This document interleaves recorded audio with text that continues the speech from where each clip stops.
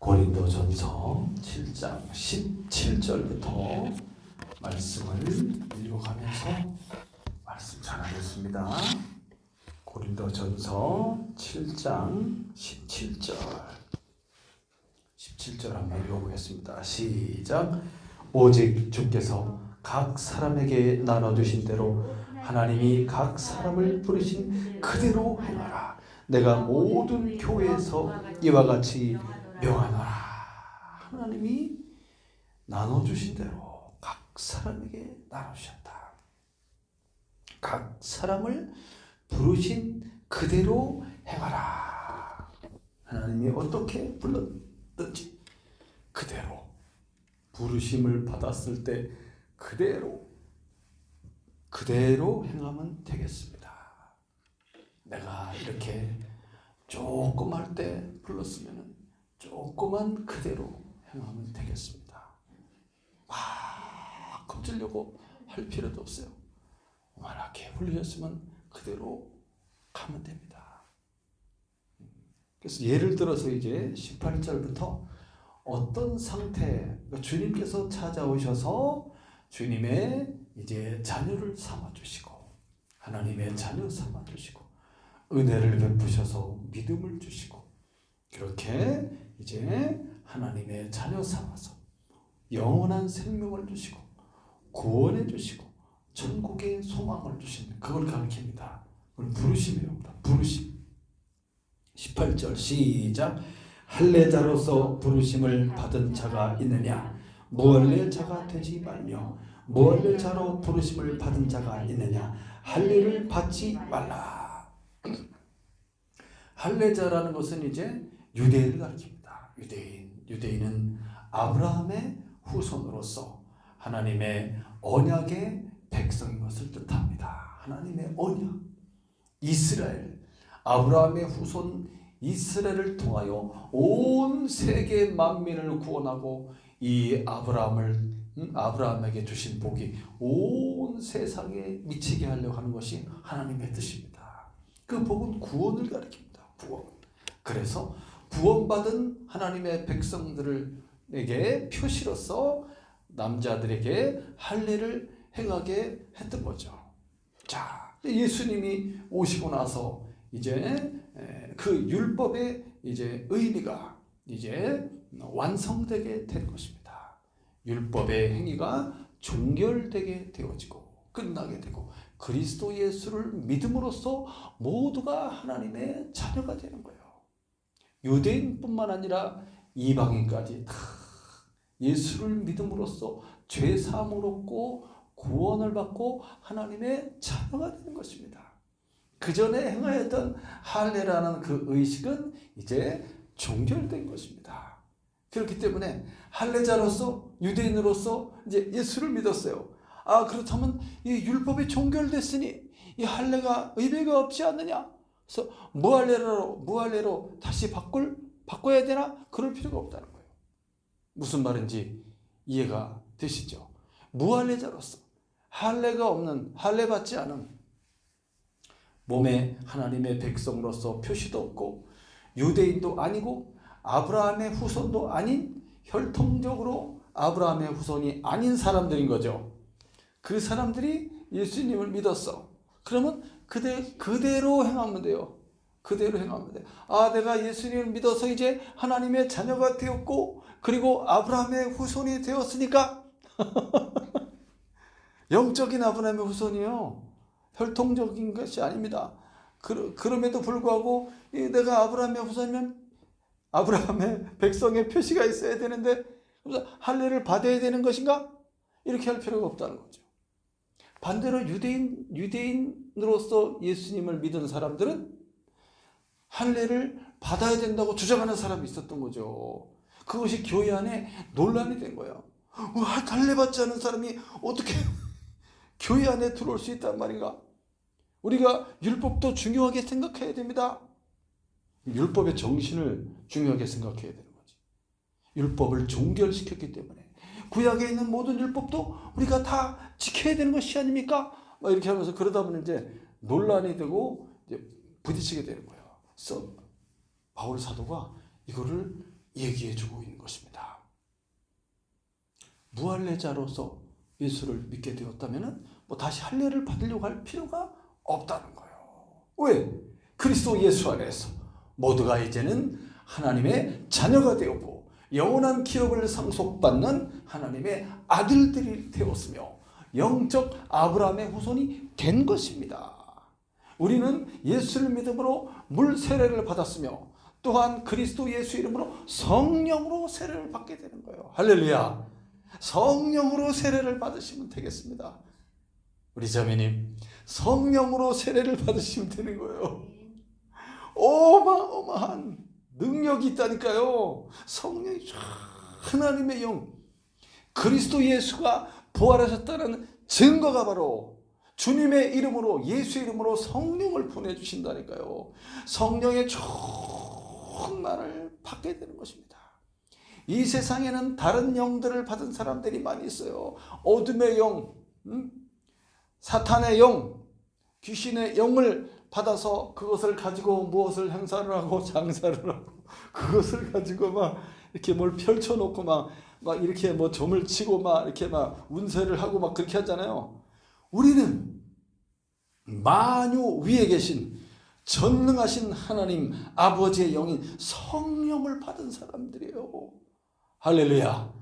그래서 하나님의 영을 받은 우리들이 하나님 앞으로 나아가면 되는 것입니다. 그분께 그 주님의 이름으로, 예수의 이름으로 기도하면 되는 거예요.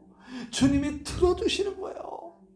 우리의 참 답답함과 우리가 살아가는데 어찌 안 답답할 수가 있어요. 그렇잖아요. 집사님, 살다 보면 답답한 일도 있고 어떻게 막 죽을 것 같기도 하고 막 그런 문제들이 있어요. 그렇지만 그런 것을 또 허락하신 것도 하나님이시기 때문에 하나님이 이 모든 것을 주관하시고 관장하시고 운영해 나가고 있습니다. 예. 고난이 오고 어려움이 온다 그래서 하나님이 나를 사랑하지 않는 것인가? 그런 것이 아니라는 거예요.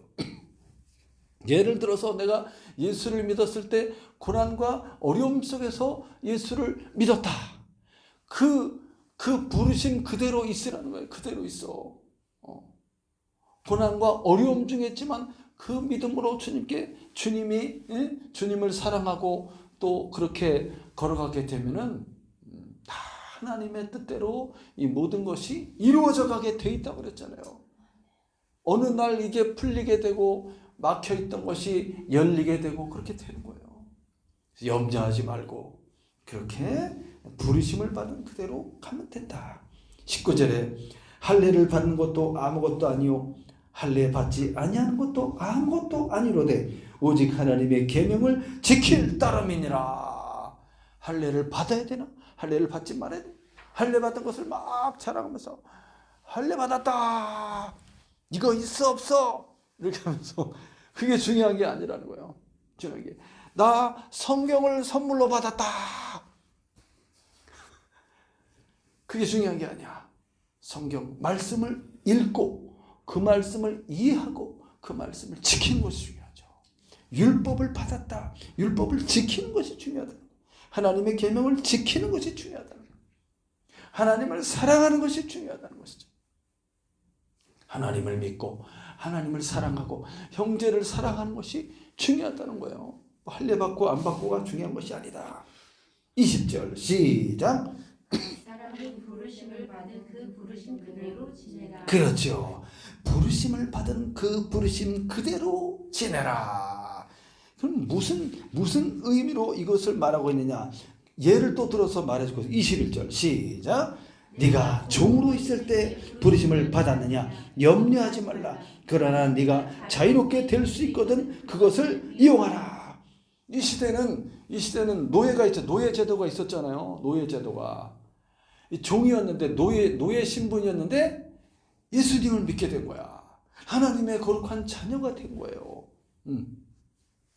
그렇게 됐을 때, 이 종으로서의 이 신분의 벽을 깨뜨리기 위해서 그냥 이 신분 제도를 없애버리기 위해서 막 투쟁하고 막 싸우고 막 해서 막 나중에는 이제 이게 세월이 세대가 막 흘러 지나가면서 이제 이런 봉건제도나 이런 신분제도가 무너지지 않습니까? 사회가 변하고 발전되면서 그렇잖아요.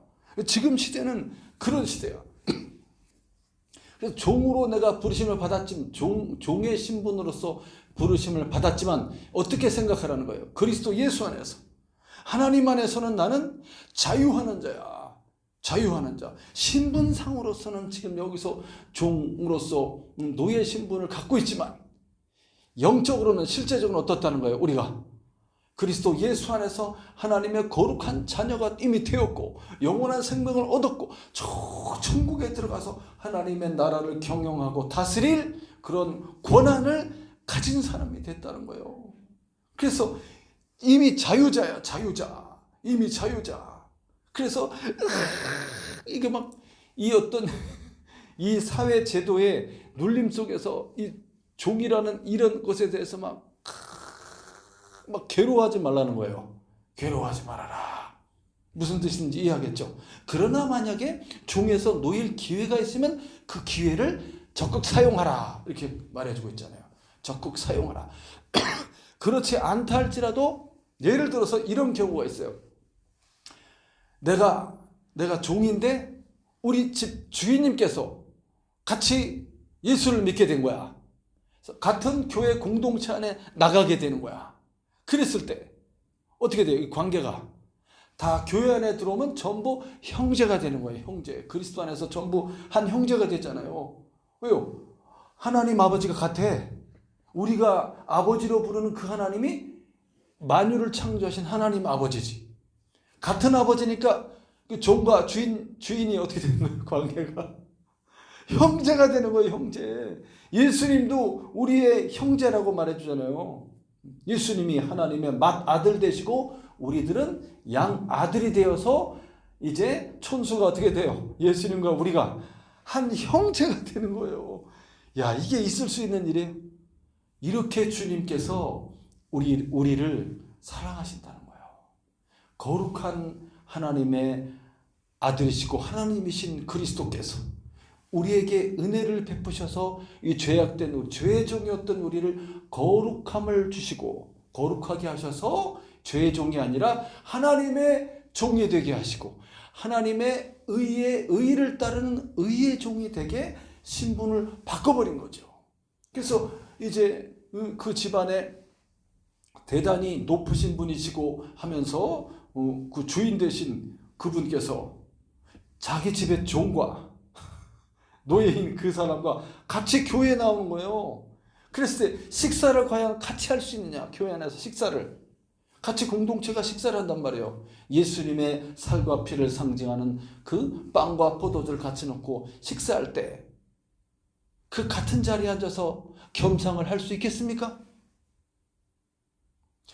그래서 부르심을 받은 그대로 행하라고 말해주고 있는 거예요. 너희가 자유자로서 부르심을 받았느냐?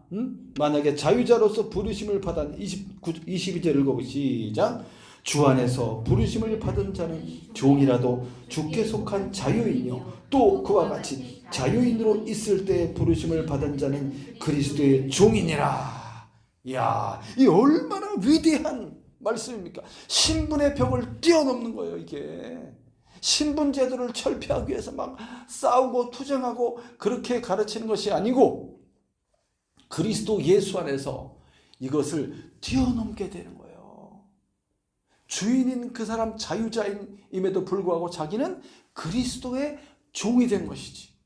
그리스도의 종으로서 다른 사람의 타인의 발을 닦아줄 수 있을 정도로 겸손한 자리로 내려오게 되는 것입니다. 우리 집의 종이지만 같은 형제가 되었다라는 이 사실 안에서 그를 사랑하는 주님의 마음으로 그의 발을 닦아줄 수 있을 때 그 사람이 정말로 하나님 부르심 속에 있는 사람이고 그 사람을 예수님이 너무나 사랑하신다는 거예요. 비록 종의 신분이었지만은 내가 이제 그리스도 안에서 나는 자유하는 자라는 그 믿음을 확고히 가지면서 집에 돌아갔을 때 우리 주인님을 어떻게 대하는 거예요?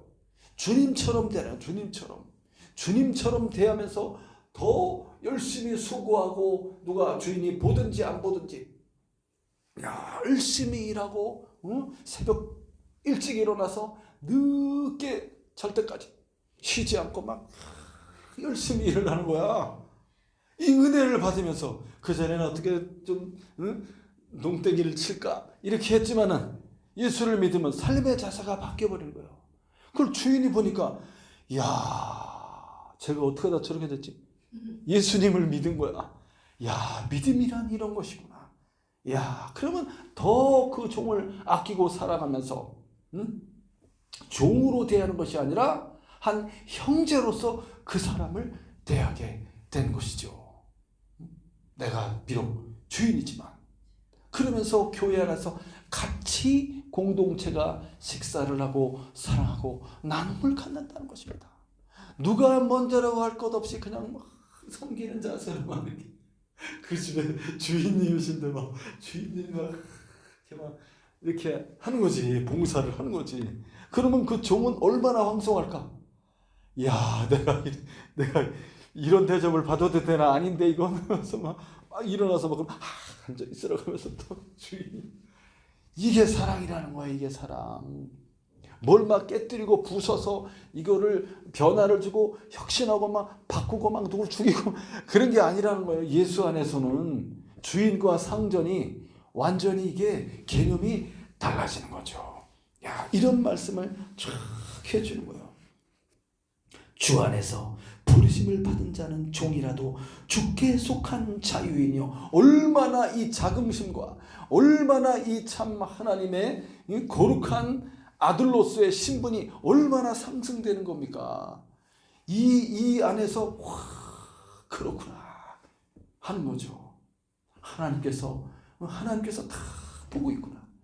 내가 비록 종이지만 내가 주님이 나를 다 보고 있으니 내 속까지 다 들여다본다. 주님께서는 하나님은 사람의 속을 본다. 사람들은 이 속을 못 보잖아요. 겉을 보지만은 주님께서는 사람의 속을 본다는 거예요. 내 생각을 다 아신다는 거예요. 진심을 다해서 내가 거짓 없이 섬기고 사랑하고 돌보고 일하고 봉사하고 하는 것을 주님이 다 보시는 거죠. 주님의 나라에서 전부 갚아 주실 겁니다. 우리는 어디를 바라보는 겁니까? 저 하늘 영원한 천국을 바라보는 거예요. 저 천국을 바라보면서 내가 수고하고 누가 보든지 안 보든지 수고하고 노력하고 섬기고 일하고 하는 거죠. 무슨 말인지 우리가 충분히 이해할 수 있겠죠. 야, 그러면서 이 이야기를 쭉 해주고 있습니다. 23절 시작. 너희는 값으로 사신 것이니 사람들의 종이 되지 말라. 야, 사람들의 종이 되지 말라. 누구의 종이 되라는 거예요? 하나님의 종이 되라는 거예요. 사람들의 종이 되지 말라. 야, 값으로 사신 것이 되었으니 하나님 아버지가 자기 아들을 생명 바쳐 피로 값을 주고 우리를 산 거예요. 그 사람이 무슨 노예 신분이든지 그 사람이 대단히 높은 귀족의 신분이든지 상관없이 전부 하나님의 것이 된 거죠. 하나님의 것이 된 거예요. 그렇다면 이제부터는 사람의 종이 아니라 하나님의 종이 되었기 때문에 하나님의 종으로서 하나님의 아들로서 그렇게 행동하면 되는 것입니다. 할렐루야. 그것을 지금 말해주고 있습니다. 24절 시작. 형제들아 너희는 각각 부르심을 받은 그대로 하나님과 함께 거하라. 할렐루야. 형제들아 너희는 각각 부르심을 받은 그대로 하나님과 함께 거하라. 하나님과 함께 거하라. 그 사람의 어떤 신분이든지 그 사람의 어떤 그러니까 이게 다 뛰어넘게 되는 거예요. 그 사람이 어디 출신인지 어부 출신인지 세리 출신인지 무슨 학자 출신인지 무슨 대학을 나왔는지 무슨 집안 사람인지 고향이 어디 있는지 무슨 어떤 집에 살고 있는지 얼마나 많은 이제 재산을 갖고 있는지 그 아무 의미가 없다는 거예요. 그것이 그것이 우리를 편을 가를 수가 없다는 거예요. 그럼 모든 것을 다 뛰어넘어서 그리스도 안에서 그리스도의 법인 사랑의 법에 다 묶여서 서로를 섬기는 것만 있는 거예요. 겸손한 자리로 내려와서 서로를 섬기는 일만 있는, 이것이 교회라는 거예요. 감싸주고 사랑해주고 용서해주고 용납해주고 손을 붙잡아주고 힘을 북돋아주고 같이 가자고 막 하는 거지. 일어나라고 깨워주고, 잠자고 있는 사람이 있으면 일어나라고 깨워주고 같이 가자고 선과 사랑을 격려하면서 그걸 하라. 이것이 교회입니다. 선행과 사랑을 격려하라. 그런 거 아니겠습니까? 그렇죠. 네. 그러면 되는 거예요. 무슨 대학을 나왔냐? 그게 중요한 게 아니라는 거지. 옛날에는 꼭 그 S대학을 나와야 돼 막 그랬는데 그게 다 중요한 게 아니라는 거야. 그렇잖아요. 어떤 자세와 어떤 사상과 어떤 믿음과 어떤 철학과 어떤 가치관으로 어떻게 천국을 바라보고 믿음으로 살아가느냐가 중요한 거죠. 무엇이 행복을 결정해 줍니까? 내가 여기서 빨리 벗어나야 되는데 그게 아니라 그냥 그 자리에서 그 상태에서 얼마든지 새로운 삶을 살아갈 수 있다는 거예요. 마음 자세가 바뀌면 되는 거예요. 내가 벗어버려야 되는데 그게 아니고 어떤 새로운 신분을 내가 어떻게 귀족의 자리에 올라가야 될 텐데 그게 아니라는 거지. 내 마음이 천국이면 되는 거예요. 내 마음이 주님 안에서 내가 자유자면 되는 거예요. 자유할 수 있느냐? 내 자유를 누가 막을 수 있어요? 그렇잖아요. 내가 이렇게 하겠다는데 누가 내 자유를 막을 거야? 내가 자유자라는 생각을 갖고 있는데 이걸 갖지 못하면 항상 나는 종인 거지. 내가 여기서 벗어나야 되는데 어디로 가야 돼? 내가 지금 이렇게 되는 거죠. 그 사람이 맞잖아요. 제가 조금 전에 저녁 먹고서 이렇게 악동 뮤지션, 걔네들이 이제 어떻게 하다가 이렇게 가수가 되고 이렇게 그 얘기 쭉 나오더라고. 근데 그 찬혁이하고 수연이잖아요. 찬혁이랑 수연이. 그래서 수연이가 노래를 잘해. 훨씬 더 오빠보다 여동생이 노래를 더 잘한다고. 그래서 누가 봐도 수연이가 리더구나라고 생각했지. 찬혁이는 옆에서 얘가 하는 거 이제 맞춰주면서 이렇게 화음 넣어주고 그 다음에 기타 잘 치고 이제 음악을 만들잖아요, 걔는. 근데 가수로서 활동에 있어서는 수연이가 모든 것을 다 이끌어가. 그런 줄 알았어. 그러다가 찬혁이가 군대를 안 가도 되는데 얘가 그렇게 그 무슨 음악 프로그램에서 1등 했잖아요. 걔네들이 잘 나갈 때였는데 계속 이런 반복된 삶을 좀 탈피해서 자기를 혹독한 곳으로 들여보내서 거기서 새로운 무엇인가를 깨닫고 나와야 되겠다 갖고 군대를 간 거야. 왜냐면 초등학교밖에 안 나와갖고 그 군대 못 가요. 그냥 면제야, 면제. 그런데 얘가 검정고시를 해가지고 고등학교 졸업해갖고 이제 군대를 간 거야. 제일 빨리 가는 게 해병대로 들어가갖고 거기서 이제 2년 동안 이제 막 훈련을 하면서 군대 생활하면서 거기서 얘가 이제 많은 음악적 세계를 또 하고 온 거지.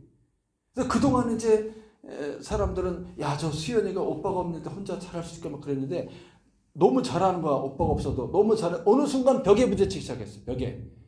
모두들 자기가 중심이라고 생각하고 본인도 그렇게 생각했는데 그게 아니라는 걸 깨닫게 되는 거야. 그게 아니라는 걸.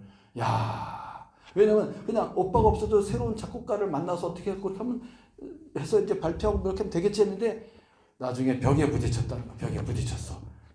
자기 존재가 오빠로 인해서 빛났다는 것을 깨닫게 되는 거죠. 깨닫게 되면서 얘가 깊은 슬럼프에 확 빠지게 되면서 우울함과 이런 것에 확 잠을 못 자고 막. 왜냐면 이제 계속 뭘 발표하고 막 이걸 해야 되는데 그 스트레스로 인해서 얘가 1년 동안 잠을 못 잤다더만. 잠을 못 자고 막 그러면서 이제 이 스트레스를 먹는 것으로 푸는 거야. 얘가 막 먹어서 이렇게 뚱뚱해졌어. 진짜. 나도 어느 날 봤더니 이렇게 뚱뚱해져 갖고 노래를 하고 있다고 했어. 저렇게 어디가 아픈가 왜 이렇게 뚱뚱해졌지? 막 그냥 먹는 것으로 그냥 막 먹는데 막. 그래서 어둠 속에 막 있었던 그 아이를 엄마나 아빠나 아는 사람 모두가 거기서 나오라고 손을 내밀어도 자기가 나오질 못했다고 그러더라고. 아는 사람이 손을 내밀었대. 근데 군대에서 돌아온 오빠가 손을 내밀었다. 오빠가 찾아와갖고 수연아 이제 거기서 나와라. 내 손을 잡아라. 이러면서 수연아 그러면서 너의 있는 모습 그대로 나가면 된다. 네가 하고 싶은 것을 하면 된다. 누구한테 뭘 잘 보이려고 할 것도 없다.